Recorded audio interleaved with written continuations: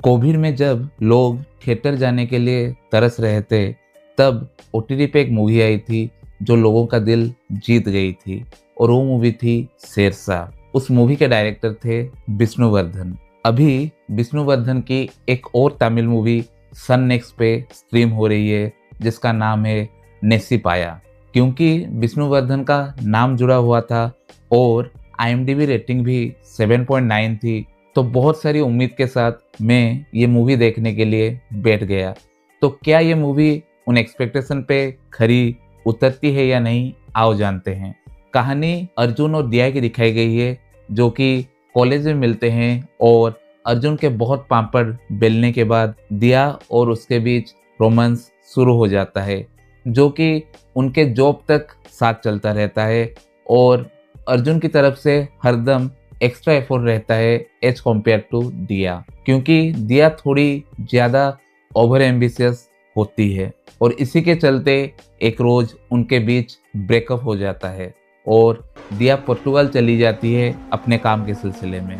फिर 2 साल बाद जब अर्जुन इस ब्रेकअप से उभर रहा होता है और अपने करियर पे ज़्यादा फोकस कर रहा होता है, तभी दिया पुर्तगाल में अरेस्ट हो जाती है एक खून के इल्ज़ाम में, और वो भी उसके बॉस कार्तिक का, जो कि बेटा है पुर्तगाल का एक बहुत ही इन्फ्लुएंशियल आदमी का, आदिनारायण।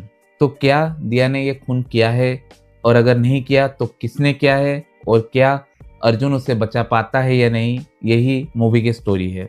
मूवी का फर्स्ट हाफ अपने आप से जोड़ा हुआ रखता है, क्योंकि अर्जुन और दिया के बीच जो रोमांटिक एंगल है, उनके अंडरस्टैंडिंग है या फिर उनकी जो लड़ाई और ब्रेकअप है, वो सब बहुत ही नेचुरल लगता है, क्योंकि वहाँ पे लीड पेयर का जो एक्टिंग है बहुत ही नेचुरल है।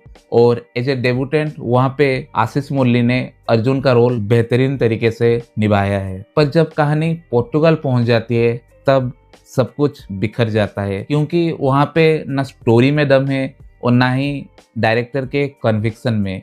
सब कुछ बहुत ही फेक नज़र आता है वहाँ पे, चाहे वो एक्शन हो या फिर जो इमोशन हो, सब कुछ। और देखने जाओ तो कहानी पुर्तगाल पहुँच जाती है, पर वहाँ के जो सबसे बड़े बड़े पोस्ट पे हैं वो सब इंडियन हैं। वो चाहे आदिनारायण का रोल हो या फिर एक स्पेशल ऑफिसर का रोल हो, वहाँ पे जो लॉयर है वो कल्कि कोचिन निभा रही है।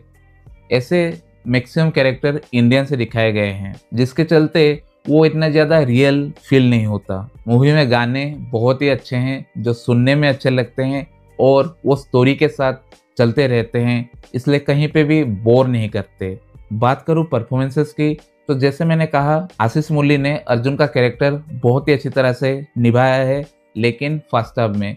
सेकेंड हाफ में उनका रोल इतना ज़्यादा अच्छा तरह से लिखा नहीं गया था और उनकी परफॉर्मेंसेस भी बहुत ही ज़्यादा एवरेज सी लगी। और जिस तरह से उनका कैरेक्टर अर्जुन कहीं पे भी पहुंच जाता था, वो बहुत ही अननेचुरल लगता है। वहीं पे दिया का रोल करने वाली अदिति शंकर ने अपना काम अच्छा किया है और जो इमोशन जनरेट करने थे उनके कैरेक्टर के द्वारा, वो बाखूबी से करती है। कल्कि कोचिन एज लॉयर इंदिरा, उनकी प्रेजेंस तो बहुत ही स्ट्रॉन्ग है, पर जब बात परफॉर्मेंस पे आती है तो वहाँ पे वो थोड़ी कमज़ोर दिखती है। इसके अलावा बहुत सारे सीनियर एक्टर्स को भी यहाँ पे वेस्ट किया गया है, जैसे आर शरद कुमार, राजा, खुशबू, क्योंकि उनके कैरेक्टर्स को इतना ज़्यादा अच्छी तरह से लिखा नहीं गया था। इसके अलावा शिव पंडित दिखते हैं मोंटी के रोल में, जिस कैरेक्टर की हाइप तो बहुत जनरेट की गई होती है, पर वो कैरेक्टर जब इंट्रोड्यूस होता है वो इतना ज़्यादा जस्टिफाई नहीं कर पाता और सिर्फ 2 ही सीन के लिए वो मोंटी कैरेक्टर दिखता है स्क्रीन पे। हाँ, कार्तिक का रोल जिस एक्टर ने किया है उसको लास्ट में स्कोप मिलता है और वहाँ पे वो बहुत ही अच्छी तरह से परफॉर्म करता है। ओवरऑल इसे रोमांटिक एक्शन थ्रिलर के नाम से पेश किया गया था, जिसमें रोमांस तो ठीक ठाक काम करता है, पर बात करूँ एक्शन थ्रिलर की तो वो आपको डिसअपॉइंट ही करता है। और एक अच्छे फर्स्ट हाफ के बावजूद मूवी सेकेंड हाफ में बहुत ही ज़्यादा डल लगता है और लास्ट में जब सस्पेंस भी खुलता है वो इतना ज़्यादा शॉकिंग नहीं है, क्योंकि मेजॉरिटी ऑफ ऑडियंस वो पहले से ही गेस कर चुकी होगी। मेरी तरफ से इस मूवी को 1.5 स्टार आउट ऑफ 5 मिलते हैं अगली वीडियो में।